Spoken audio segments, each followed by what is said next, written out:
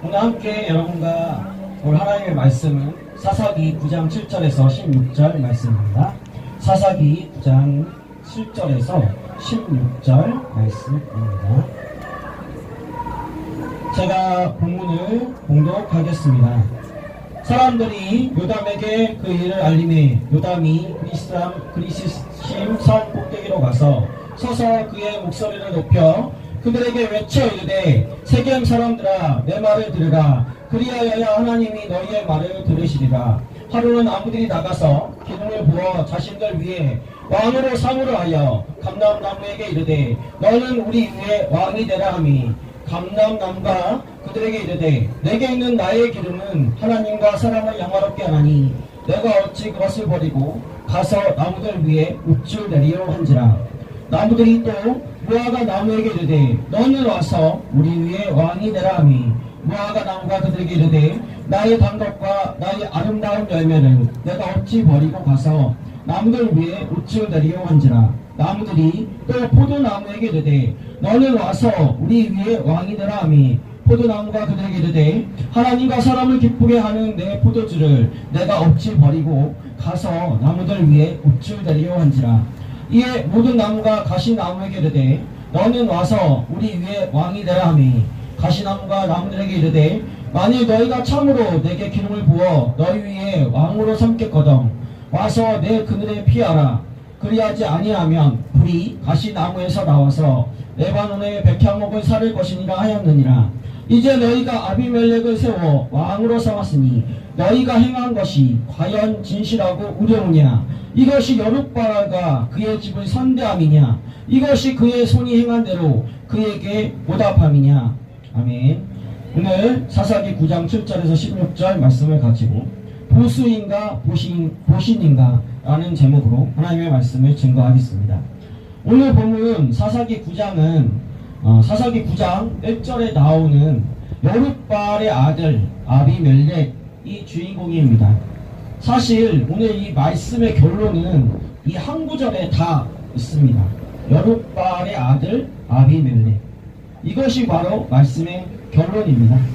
사사기 6장 32절 말씀을 보니까 여룻바알은 기드온이 바알의 제단을 파괴한 뒤에 바알과 다툰 자라는 뜻을 가진 여룻바알이라는 별명을 얻게 되었다라고 이야기합니다. 그런데 이런 여룻바알의 아들 아비멜렉이라는 구절에서 아비멜렉은 나의 아버지는 왕이시다 라는 뜻입니다. 멜렉이라는 것은 히브리어로 다스리다 또는 다스리는 자, 즉 왕이라는 뜻이죠. 즉 아비멜렉은 나의 아버지는 왕이시라는 뜻이고, 특히 구약 성경에서 이 아비멜렉이라는 단어는 블레셋의 왕을 뜻하는 고유 명사입니다. 어떻게 한 구절 안에서 이렇게 상반되는 두 단어가 공존할 수 있습니까? 바알과 다툰 자의 아들, 이 블레셋의 왕이다 라는 것에서 오늘 본문이 말하는 역설을 볼 수 있습니다. 사실 기드온은 사사기 8장 22절부터 23절 말씀에서 이스라엘 사람들이 기드온과 그의 아들 손자까지 왕이 되어 달라는 이스라엘 사람들의 요청에 그 요청을 거절한 뒤에 여호와께서 이스라엘을 다스릴 것이다, 즉 여호와께서 이스라엘의 왕이다 라고 했습니다. 일단 말은 그렇게 했지만 정작 여룻바알이란 별명을 가진 자신의 아들에게 기드온은 자신의 아들에게 아비멜렉이라고 이름을 지어 주었습니다.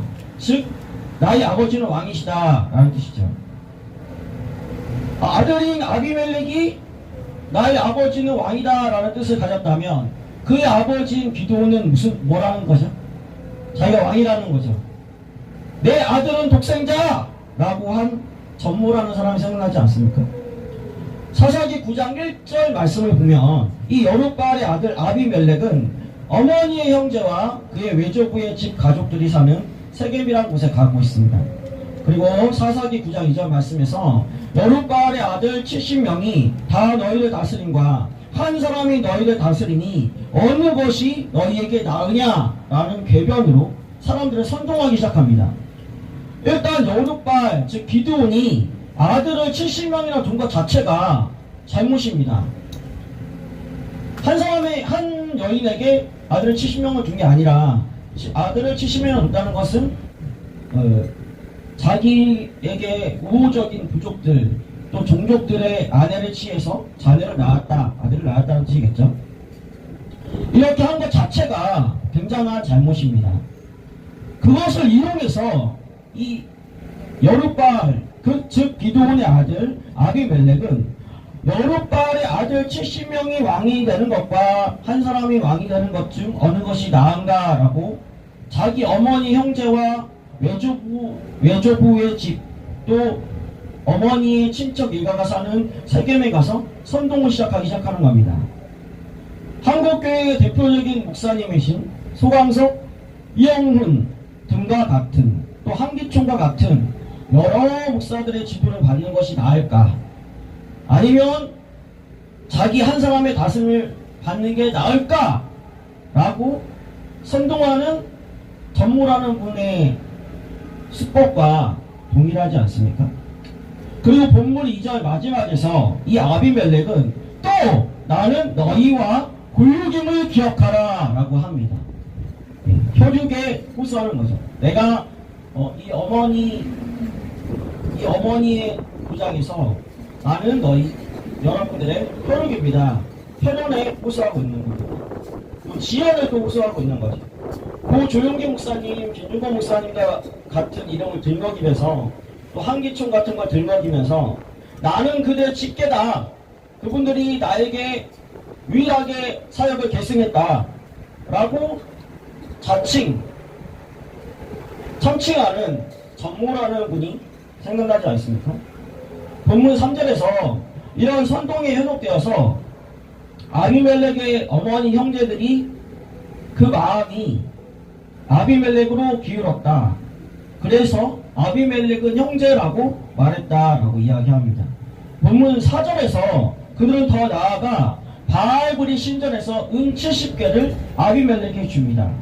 세겜 땅은 레위인의 기업 성읍이었습니다. 또 여호수아가 이 세겜 땅에서 총회를 개최한 적이 있습니다. 그 세겜 땅에 이방 신전이 있었는데 바알브리드 신전이 있었는데 그 신전의 돈을 마치 자기 돈인 양 이 아비멜렉에게 줬다라고 성경은 이야기합니다.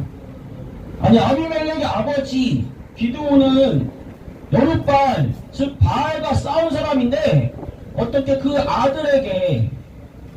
아들인 아비멜렉에게 아버지의 원수인 바알브릿의 신전의 돈을 줄 수 있습니까? 얼마나 이것이 아이러니합니까? 그리고 바알브릿의 신전의 돈이 자기들 돈입니까? 자기들 돈도 아니고 또 실질적으로 자기들이 그 돈을 관리한다고 쳐도 그것을 자기 임의대로 아비멜렉에게 준다는 게 말이 됩니까? 전무라는 사람을 생각해 봅시다. 성도들의 돈이나 후원금을 자기 주머니 쌈짓돈인 양 한국교회 목사들 또 자기에게 지지가 필요한 자기가 지지를 부탁해야 될 사람들에게 임의로 나누어준 행각들이 생각나지 않습니까? 이 은 70개의 여파는 굉장히 컸습니다. 본문 4절 마지막에서 아비멜렉은 이렇게 받은 은 70개로 방탕하고 경박한 사람들을 샀다 라고 이야기합니다. 전무라는 사람이 성도들의 현금과 애국자들의 후원금으로 자기를 따르는 방탕하고 경박한 사람들을 매수한 것이 생각나지 않습니까? 본문 5절에서 아비멜렉은 여룻발의 아들 즉 자기 형제 70명을 죽입니다. 바알브릿의 신전에 부정한 은 1개와 이 70명의 숫자가 똑같습니다. 즉 은 1개당 자기 형제 목숨 하나였다는 것이죠. 선동당에 부정한 사람에게 부정한 돈을 준 결과는 바로 다른 사람의 무고한 생명을 빼앗는 것이었다는 겁니다. 본문 6절에서 그 후 세겜의 모든 사람과 그의 외가 가족들이 주로 사는 밀로로 라는 곳이 있는데 그 밀로 족속들이 세겜 상수리 나무, 즉 믿음의 조상 야곱이 우상을 묻은 세겜 상수리 나무 곁에서 아비멜렉을 왕으로 삼았다 라고 이야기하고 있습니다. 굉장히 상징적인 장소에서 아비멜렉이 왕이 스스로 선동에 또 미혹된 사람들이 왕이 된 것이죠. 전무라는 사람이 애시당초 태극기 집회의 원조도 아니었는데 태극기 집회의 후광을 빌려서 그 장소를 빌려서 광화문 광장이란 상징적인 장소에서 상징적인 태극기를 흔들면서 스스로 내가 지도자다, 내가 선지자다 라고 한 것과 유사하지 않습니까? 본문 7절에서 아비멜렉의 동족 살육에서 유일하게 살아남은 여룹바알의 아들 막내 요담이라는 사람이 나옵니다. 그 요담은 그리스심 산 꼭대기에서 세겜 사람들에게 말하고 있습니다. 신명기 11장 29절 말씀 보니까 이 그리심 산에서는 축복을 선포하고 에발산이라는 곳에서는 저주를 선포하게 되어 있습니다. 즉 오늘 본문 7절에서 요담이 외치는 말은 세겜 사람들에게 저주의 말이 아니라 축복을 선포하는 말이라는 것입니다. 전무라는 사람을 따르는 사람들은 오늘 이 말씀이 저주가 아니라 축복을 선포하는 것임을 깨달아야 할 것입니다. 본문 8절부터 9절에서 나무들이 기름을 부어 나무들의 왕을 삼고자 하여 감람나무에게 왕이 되어 달라라는 구절로 요담의 이야기를 시작합니다. 감람나무는 자기의 기름은 하나님과 사람을 영화롭게 하므로 그것을 버리고 나무들 위에 우쭐거릴 수 없다라고 이야기합니다. 여기서 우쭐거리다라는 히브리어 원어인 누아의 뜻을 살펴보면 휘두른다라는 뜻을 가지고 있습니다. 즉 나무들을 위해서 권력을 휘두를 수는 없다라고 감람나무는 짐짓 거절합니다. 뭔가 이상하지 않습니까?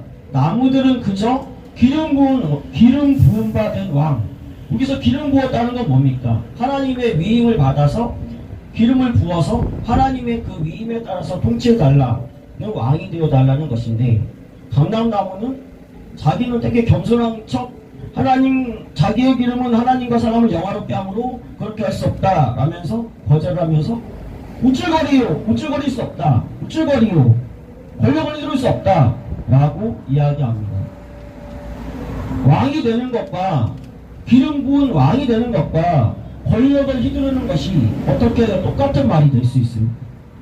본문 10절에서 11절 말씀을 보니까 무화과 나무에게 나무들이 왕이 되어달라고 합니다. 무화과 나무는 자기의 단각과 나의 아름다운 열매를 버리고 나무들 위에 우쭐대리오 라면서 거절합니다. 여기서도 우쭐대리오라는 말이 나오죠. 무화과 나무도 감람나무처럼 왕이 되는 것이 권력을 휘두르는 것이고 우쭐거리는 것 같다, 그런 것이다 라며 지금 왕이 되는 것을 거절합니다. 본문 12절부터 13절 말씀에서 포도나무에게 왕이 되어달라고 나무들이 이야기합니다. 포도나무는 하나님과 사람을 기쁘게 하는 내 포도주를 버리고 나무들 위에 우쭐대리오 라면서 또 우쭐대리오 라는 말을 하며 거절합니다. 앞서 본 감람나무, 무화과 나무처럼 왕이 되는 것이 권력을 휘두르며 우쭐거리는 것이다 라면서 거절하고 있는 것이죠. 본문 14절부터 15절 말씀에서 나무들은 가시나무에게 왕이 되어달라고 합니다. 가시나무인 자기 그늘에 피하라. 그리하지 아니하면 불이 가시나무에서 나와서 레바논의 백향목을 사를 것이다 라고 이야기합니다. 애시당초 가시나무는 그늘이 없습니다. 그런데 어떻게 자기 그늘에 피하라고 합니까? 능력도 의지도 없는데 일단 왕이 되고 싶어서, 지도자가 되고 싶어서 그런 이야기를 합니다. 더 나아가서 가시나무인 자기 그늘에 피하지 않으면 불이 가시나무인 자기에게서 나와서 백향목을 사릴 것이다 라고 거짓말로 협박합니다. 불이 나온다, 불이 내려온다는 것은 구약 성경에서 하나님의 직접적인 심판을 뜻합니다. 가시나무가 하나님입니까? 자기에게서 불이 나와서 자기를 따르지 않고 자기 그늘에 피하지 않는 사람을 불살을 수 있다고 이야기하게. 가시나무는 심지 자기와 하나님을 동등한 위치에서 자기가 마치 심판을 내릴 수 있는 권능이 있는 것처럼 이야기하고 있는 것입니다. 자기가 구원 열차의 기관사이고 자기가 그 기관사인 구원 열차에 타지 않으면 구원을 못 받는다, 즉 지옥 간다 라고 이야기하는 전무라는 분이 생각나지 않습니까? 여기서 본문 8절에서 13절에 감람나무, 무화과나무, 포도나무는 정당합니까? 형제 70명을 죽인 뒤에 아비멜렉이 지금 스스로 왕이라고 이야기하고 형제 70명을 죽여서 막내 아들 요담만 겨우 살아남은 상황입니다. 그런데 하나님을 영화롭게 해야 된다, 자기의 방법과 그 열매는 사람들이 좋아한다, 하나님과 사람을 기쁘게 하는 포도주를 내가 포기할 수 없다 라면서 마치 자기들이 하나님과 이웃을 굉장히 사랑하는 것처럼 거절하는 그들이 과연 정당합니까? 아닙니다. 그들은 겉으로 굉장히 거룩한 보수인 양, 굉장히 하나님과 사람들을 사랑하고 이웃을 사랑하는 것인 양 행동하고 있지만 속으로는 자신의 보신을 깨하고 있는 겁니다. 아니 어떻게 왕이 되어달라, 그것도 기름을 누구에게 부음을 받습니까? 하나님에게 기름을 부어 왕이 되는 겁니다.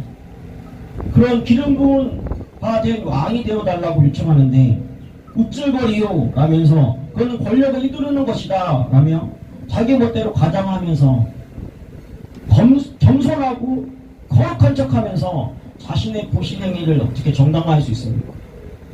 왕이 되기를 거절하면서 자기 아들에게는 나의 아버지는 왕이다 라는 아비멜렉이라는 이름을 붙여준 여룻발, 즉 기도원의 위성과 하나도 다를 게 없는 겁니다. 오늘 한국교회 목사들이 오늘 본문에 감람나무, 무화과나무, 포도나무 아닙니까? 내 아들은 독생자다 라고 하는데 침묵합니다.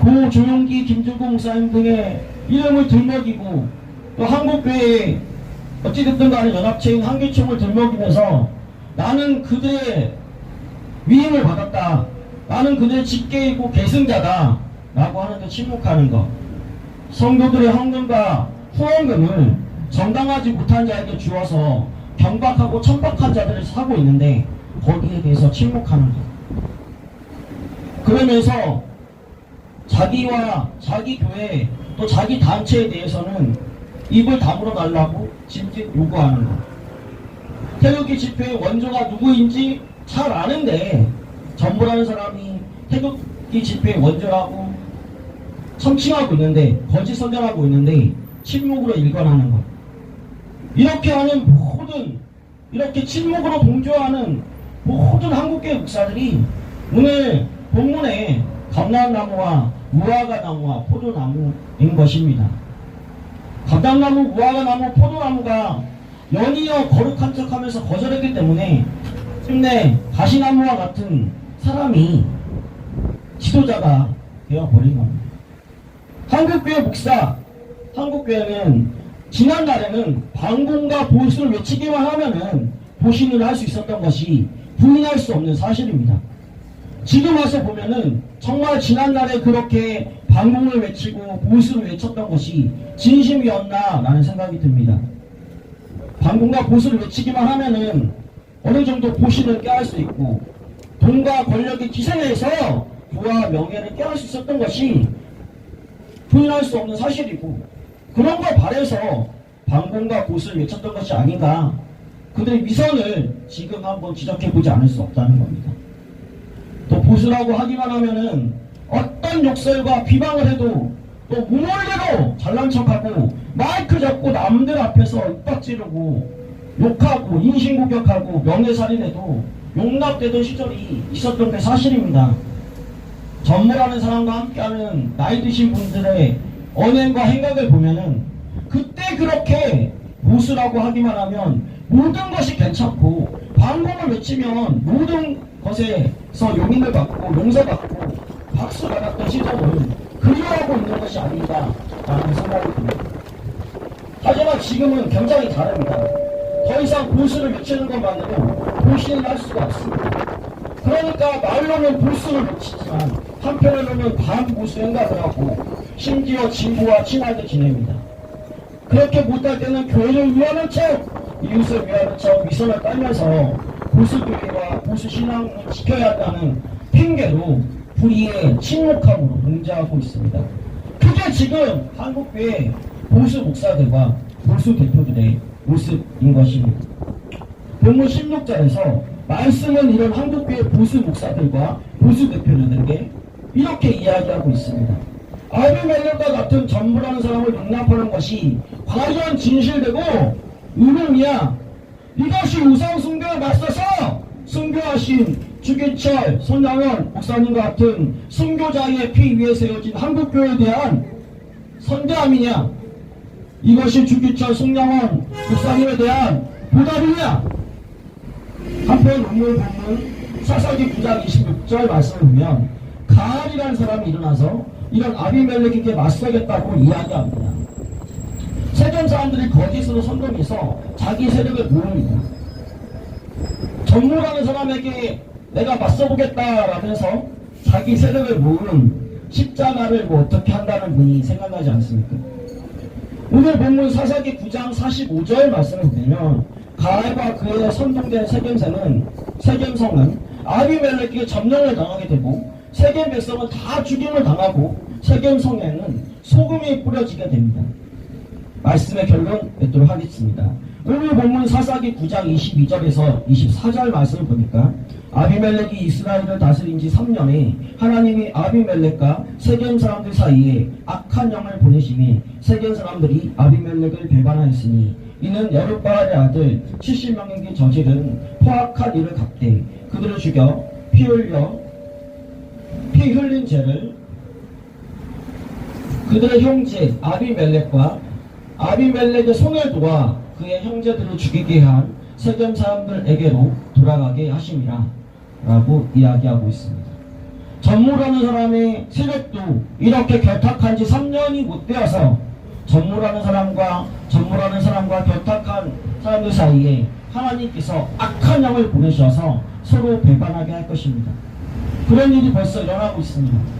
왜냐하면 하나님이 형제들의 무고한 피와 명예살인에 대해서 그 억울함에 대해서 합당한 대가를 치르게 할 것이다 라고 오늘 말씀은 분명히 이야기하고 있기 때문입니다.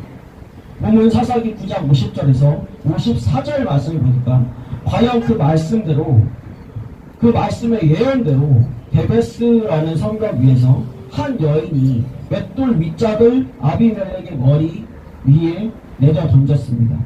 그래서 아비멜렉의 두개골이 깨져서 죽게 되자 아비멜렉은 여인의 손에 내가 죽었다라는 불명예를 질 수 없다면서 자기 곁에 있는 청년에게 자기 마지막을 부탁합니다. 죽여달라고 합니다. 그래서 아비멜렉은 죽게 되고 최후를 맞이하게 되는 것입니다.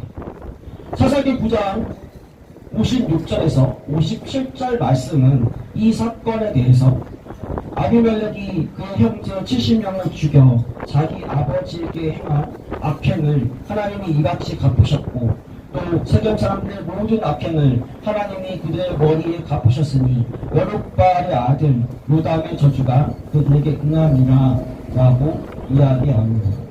전무라는 분과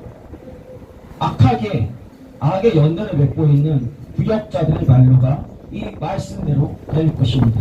기도하겠습니다. 하나님 감사합니다. 우리가 과거의 보신과 또 보수와 반공에 대해서 이야기했습니다. 하나님 이제 돌이켜봅니다.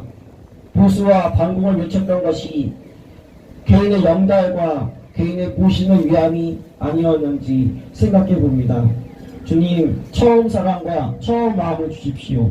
하나님 어떤 대가를 바라고 보수를 외치기만 하면 보신을 깨할 수 있기 때문에 보수를 외치는 것이 아니라 회개할 그런 마음을 가지고 있었다면 주님 회개하오니 용서하여 주십시오. 정말 그것이 아니라 주님 말씀을 지키는 모습, 헌법과 법률을 지키는 모습, 국민들의 선한 양심과 백성들의 선한 언행들이 보호받는 보수, 그것이 보수였기 때문에, 그것이 반공이었기 때문에 순수한 뜻으로 다시 보수와 또 반공과 기타 애국의 말들을 하게 하여 주십시오. 예수님의 이름으로 기도합니다. 아멘.